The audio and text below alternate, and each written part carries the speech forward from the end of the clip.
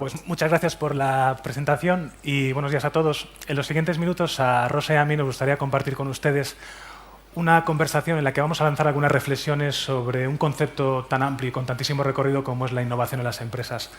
Me gustaría empezar recordando que la innovación no es en sí mismo un fin, sino que lo que en realidad es un instrumento para alcanzar los objetivos de las empresas, ¿no? Todos sabemos cuáles son los objetivos de cualquier organización. Básicamente, obtener resultados, rentabilidad, aumentar la imagen de responsabilidad social. En definitiva, ser atractivos para todos, para clientes, proveedores, accionistas, grupos sociales, trabajadores. Y bueno, la innovación precisamente es un instrumento para conseguir estos objetivos. Por eso creo que es muy recurrente que cada cierto tiempo las empresas tengamos la costumbre de poner sobre la mesa una cuestión importante, que es preguntarnos en voz alta si las políticas corporativas y las estructuras internas que soportan esas políticas están siendo eficaces a la hora de conseguir y alcanzar esos objetivos. Y si la respuesta es que no, y normalmente la respuesta va a ser que no, es que algo tenemos que cambiar, tenemos que transformarnos. ¿Y hacia dónde hay que transformarse? Bueno, pues yo creo que la transformación, la innovación, siempre puede ser en dos direcciones. Puede ser hacia afuera o puede ser hacia adentro. Hacia afuera, pues sorprender al mercado con nuevos productos, nuevos servicios, técnicas de marketing, comercialización. Y hacia adentro, precisamente trabajando en las estructuras internas que soportan esa actividad diaria, comercial y productiva de las compañías, ¿no? Además, estas estructuras internas, los procesos internos, normalmente se encuentran en zona de confort, porque al igual que las personas, siempre hay tendencia organizativa a estar en zona de confort. Y para alejarse de esa zona de confort, para innovar, para cambiar, yo creo que hay tres elementos que son muy importantes, ¿no? Que son los que vamos a manejar un poquito en esta conversación que estamos teniendo, ¿no? Que son las ideas, las personas y las herramientas. O dicho de otra manera, los objetivos, la motivación y la tecnología. Bueno, Rosa sabe mucho de todo esto porque ellos en G3 Sales Europe pues abordaron un proceso muy intenso de cambio. Concretamente, Rosa ha tenido que poner en marcha cambios en las estructuras internas financieras y administrativas que dan soporte precisamente a un importante proceso de fusión entre empresas, ¿no? Nos va a contar un poquito esta experiencia, cómo ha sido. Cierto, Pablo. Bueno, nosotros lo que hicimos fue un proceso de fusión de 6 empresas, en la que intentábamos convertirnos en una empresa mayor, aumentar nuestra competitividad y bueno, aprovechar las sinergias, ¿no? Como os podéis imaginar, esto fue un proceso de cambios importantes a nivel organizativo y a nivel estructural. Y bueno, esto implicó pues que las personas que estábamos dentro de la organización estuviéramos un poco involucrados en estos cambios, ¿no? Aquí, ¿qué nos apoyamos? Nos apoyamos mucho a nivel tecnológico porque teníamos que abordar y poder conseguir muchas cosas que hasta la fecha pues, no nos habían sido necesarias, ¿no? Después de sondear un poco el mercado, finalmente nos decidimos por implantar un ERP integral que tenía un módulo de tesorería avanzado, ¿no? ¿Esto qué nos ha permitido? Pues nos ha permitido poder tener información en tiempo real y poder pues, sacar muchos informes, ¿no? A nivel de tesorería, controlar remesas a bancos con un solo clic y bueno, todo esto, ¿no? Y ha sido fundamental el apoyo tanto de la dirección como de las personas implicadas en el cambio. Sí, yo sé que una de las claves precisamente para abordar con éxito este proceso ha sido la apuesta que G3 Sales Europe hizo por la formación. Y en mi experiencia esto siempre es así. Si hay una palanca de cambio importante a la hora de abordar procesos de transformación y de innovación, es precisamente la formación. Y no solo porque la formación es el vehículo que permite canalizar, ¿no?, el conocimiento técnico para, por ejemplo, poner en marcha esos programas que comentabas, ¿no?, que siempre requieren de un conocimiento especial, ¿no?, sino sobre todo porque la formación es motivadora. O sea, cuando una empresa aborda un proceso de transformación, pues lógicamente surgen inseguridades y hay que hacer una gestión del cambio y hay que hacer una gestión precisamente de esos recursos humanos, ¿no? Y ahí yo creo que la formación tiene un papel fundamental, ¿no? Porque cuando las empresas, cuando los trabajadores ven que hay un proceso de cambio en el que están inmersos, que además normalmente no tiene que ver con decisiones que ellos hayan tomado, sino que vienen de fuera, pues surgen las inseguridades. Y bueno, pues ahí el ver que la empresa está apostando, que está invirtiendo en formación para poder abordar esos cambios, pues tranquiliza, crea seguridad y además implica a los trabajadores en que, bueno, pues que remen en la misma dirección que se pretende desde la dirección poner en marcha, ¿no? Cierto, Pablo. Yo creo que la formación da confianza a las personas, ¿no? En nuestro caso, por ejemplo, nos encontramos cierto rechazo al cambio, ¿no? Había miedo por parte de las personas, ¿no?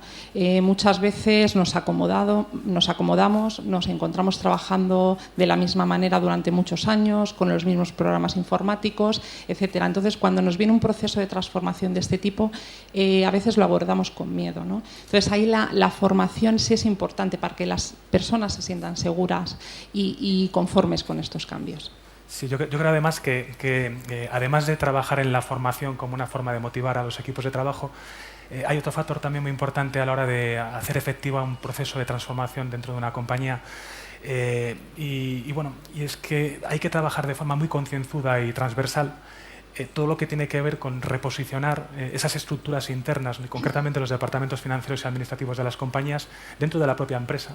Es decir, hay que trabajar la motivación no solamente en los equipos que están implicados directamente en poner en marcha el cambio, sino también en la dirección, especialmente en la dirección, tanto la general como los cuadros intermedios de las compañías. Yo creo que a la hora de uno de los grandes problemas que han tenido los departamentos financieros, corrígeme si no es así, ¿no? Pero yo creo que uno de los grandes problemas que han tenido los departamentos financieros a la hora de crecer y convertirse, por tanto, en una herramienta para que las empresas sean más competitivas y alcanzar nuevas cotas de rentabilidad, pues lo podemos categorizar en dos tipos, ¿no? Por una parte, problemas, lo que estaba comentando, de posicionamiento interno. Nos encontramos que los departamentos financieros internamente, dentro de sus compañías, pues no están considerados como debiera de ser. Vemos que constantemente están a la zaga de las decisiones operativas, se toman decisiones de compras, de producción, de ventas, ¿no? Sin tener en cuenta el punto de vista del departamento financiero, y esto pues básicamente lo convierte en un departamento parche, muy enfocado en el trabajo más puramente administrativo y completamente aislado del resto de focos de decisión. Y esto deriva en el segundo tipo de problemas, que es de tipo puramente tecnológico, claro, es una consecuencia. Si internamente los departamentos administrativos financieros no están reconocidos como debiera de ser, pues lógicamente las herramientas que van a tener, de las que van a estar dotados para desempeñar su función, pues también van a ser limitadas. Y lo que nos encontramos de una forma muy extendida en el parque empresarial español es que se está trabajando con programas infrautilizados, con programas de escaso valor añadido, que además están aislados de otras fuentes informáticas con las que podrían y deberían estar integrados, y que no existe un plan tecnológico a partir del cual se pueda avanzar en etapas en un progreso en la dotación de recursos para la gestión financiera de la compañía. Y bueno, yo creo que Rosa siempre ha tenido esa visión de lo importante que el departamento financiero esté internamente posicionado, y creo que ahora has podido también ver un poco, después de estos años, ¿no?, los beneficios de que efectivamente un departamento de estas características esté reconocido y que esté dotado además de las herramientas que les permiten desempeñar su trabajo de forma óptima. Efectivamente, Pablo. Muchas veces a nivel interno pues siempre nos centramos en la parte productiva, ¿no?, de la empresa, y nos olvidamos un poco del back office. Entonces, bueno, es muy importante en ese sentido innovar, ¿no?, y dotar de herramientas necesarias. Hoy día, por ejemplo, nosotros o la dirección de las empresas necesitan informes de alto valor añadido, ¿no?, informes que les ayuden a controlar y a planificar el futuro de sus empresas para tomar decisiones. Esto no se puede hacer si no tienes herramientas, ¿no? Nosotros, en nuestro caso, con el programa integral que utilizamos, pues podemos manejar un gran volumen de datos con ausencia del error humano, ¿no?, y trabajar todo ese volumen de datos de forma de que conseguimos informes en tiempo real, ¿no? Entonces creo que esto es muy importante para la toma de decisiones. Sí, todo esto que estamos hablando, yo además creo que tiene mucho que ver con una idea que se está extendiendo mucho últimamente, y además creo que es muy acertada y que está empezando a cuajar en las compañías, que es el que se aborde la gestión con un enfoque multidisciplinar, y hacerlo además mediante la formalización, la creación de espacios colaborativos, ¿no? Y de esta forma vamos a tener estructuras internas mucho más dinámicas y mucho más ricas. Para visualizar esto voy a poner un poquito un ejemplo de mi propia compañía, ¿no?, de Datisa, que somos una empresa fabricante de ERP, de software de gestión. Y bueno, en Datisa ya desde hace años, cuando sacamos un nuevo producto a la calle, un nuevo programa, o desarrollamos una nueva funcionalidad, nos preocupamos mucho por poner en contacto al departamento de análisis y desarrollo con personas de fuera de la empresa y con personas de dentro de la empresa. Aportar ese enfoque multidisciplinar, ¿no? Por supuesto, es muy importante para diseñar las características de un buen producto, entender las necesidades, ¿no? Y el hablar con los clientes y que nos expliquen esas necesidades es fundamental. Pero también es importantísimo que tengamos conversaciones internas, interdepartamentales, de forma que, por ejemplo, en el caso de Datisa, pues a la hora de desarrollar un nuevo software, pues hablamos con el departamento comercial, hablamos con el departamento de soporte para ver qué implicaciones va a tener a nivel de soporte técnico la implantación de estos programas y a nivel comercial pues su comercialización. Y creo que esto es enriquecedor porque aporta esa visión de fuera a un departamento que de otra forma estaría aislado. Si llevamos esto al mundo, ¿no?, de lo administrativo y de lo financiero, pues básicamente la idea de fondo es la misma. O sea, se necesita que las operaciones de las compañías, las compras, almacén, producción, logística, tengan también una visión financiera de cómo se va a poder soportar esas decisiones que se están tomando en estas áreas operativas. Y contar con esta visión pues es fundamental. Y además, si no se cuenta con esta visión y encima no se cuenta con herramientas capaces de aportar gestión, pues yo creo que en definitiva en lo que deriva es en una falta de control financiero. Y bueno, yo diría que incluso esto ha sido uno de los grandes agravantes de la situación de las empresas durante estos años de crisis.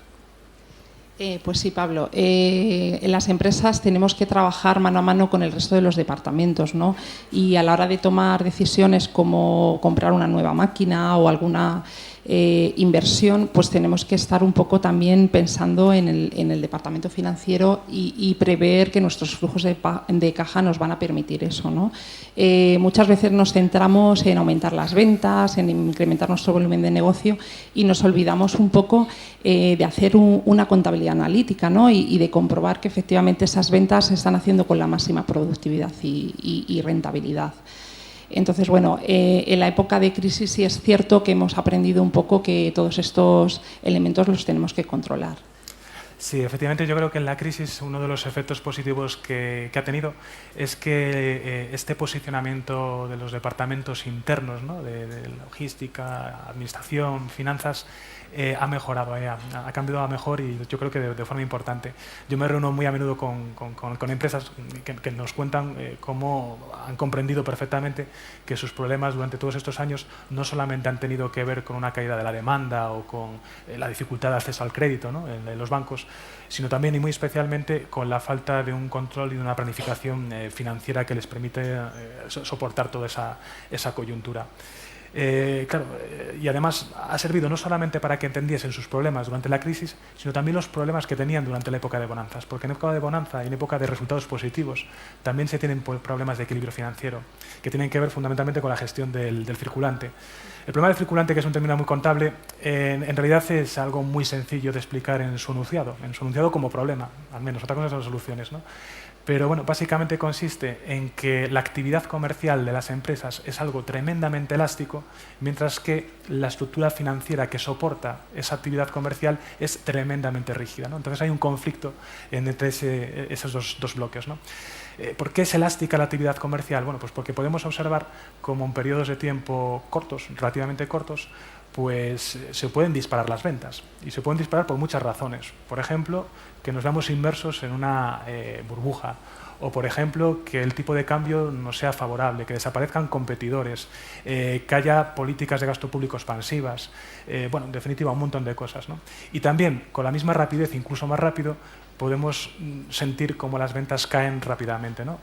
¿Qué razones hay? Pues las contrarias, pues que nos encontramos con que explotan las burbujas, con que el tipo de cambio nos es desfavorable, con que hay políticas de gasto público y monetarias contractivas, con que se encarecen las materias primas, más competidores, nuevos mercados, bueno, pues un montón de cosas que afectan de manera directa a nuestros resultados.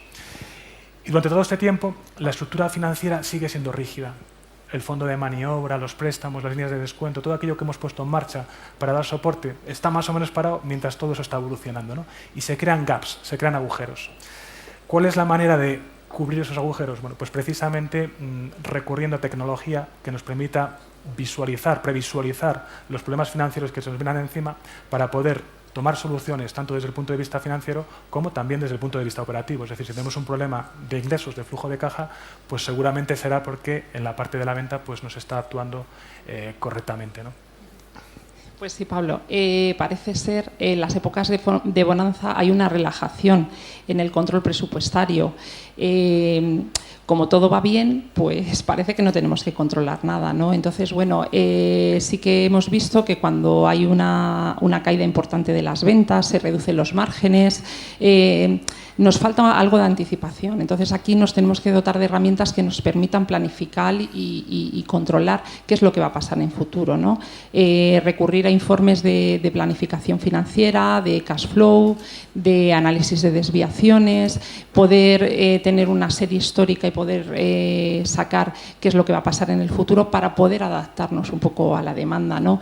Hemos visto todos como clientes de primera fila que antes no se retrasaban ni un solo día en su día de pago, pues de repente empiezan a fallar, ¿no? Y tenemos que obligarnos a reajustar todos nuestros pagos futuros, ¿no? Entonces, para eso necesitamos pues un informe que podamos sacar de forma automática y en tiempo real, ¿no? Para adaptarnos pues, lo más rápidamente posible a estos temas, ¿no? ¿Qué herramientas aportan, en tu opinión, este valor añadido?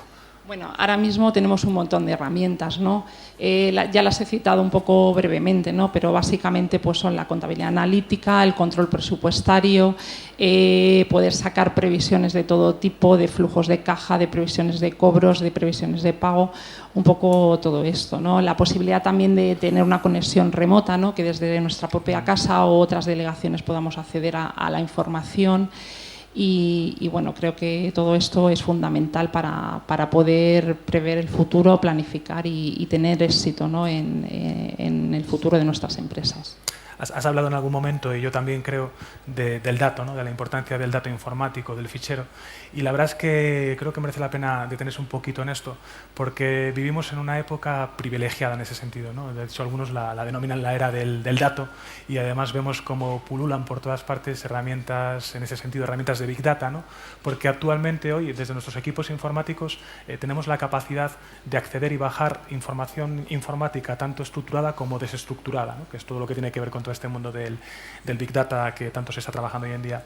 Desde luego, en el ámbito de los departamentos administrativo-financieros, lo importante es la información informática estructurada, ¿no? Datos estructurados.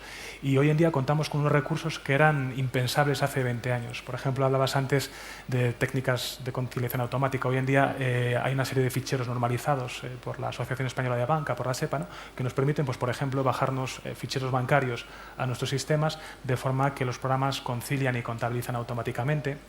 Tenemos también herramientas que nos permiten, accediendo a los datos históricos, automatizar la creación de esa planificación financiera, ¿no? Presupuestos de gastos, de ingresos, de resultados, de tesorería. Podemos bajar también, cosas muy difíciles de hacer hace años, información de otros programas verticales específicos a todo nuestro sistema de control financiero. Bueno, el Business Intelligence está ahí también, ¿no? O sea, el acceder a los datos que generan los RP, pero dándoles una vuelta de rosca y aportando un enfoque más fresco, más dinámico, de análisis, ¿no? Con simulaciones, cambios de variables, o simplemente algo tan importante en la estrategia expansiva de las empresas hoy en día como es lanzarse al comercio electrónico, pues que ese comercio electrónico, esos proyectos web que se están poniendo en marcha hoy en día las empresas, estén directamente desde el primer día soportados mediante una integración con todo el sistema de gestión que proporcionan los RPs, ¿no? Entonces, bueno, yo creo que todo esto es fundamental, porque de esta forma lo que estamos haciendo es incorporar herramientas que nos permiten tener precisamente un crecimiento sostenible. Un crecimiento o un descenso a los infiernos también sostenible, porque también se desciende a los infiernos y hay que darle sostenibilidad a eso, ¿no? Bueno, Pablo, yo por concluir me gustaría decir que las empresas nos queda mucho camino por recorrer en las áreas financieras y contables en cuanto a innovación, que es el tema un poco que estamos comentando aquí. Y bueno, yo considero personalmente que el control financiero y contable de las empresas es un elemento estratégico que debemos cuidar, lo debemos mimar y debemos darle la importancia que se merece. Yo, también un poquito como conclusión, creo que las empresas debemos de aspirar a ser cada día un poco más orgánicas y permeables, y hacerlo creando, bueno, pues aportando ese enfoque multidisciplinar y esos espacios formalizados, colaborativos entre los departamentos y con terceros, ¿no?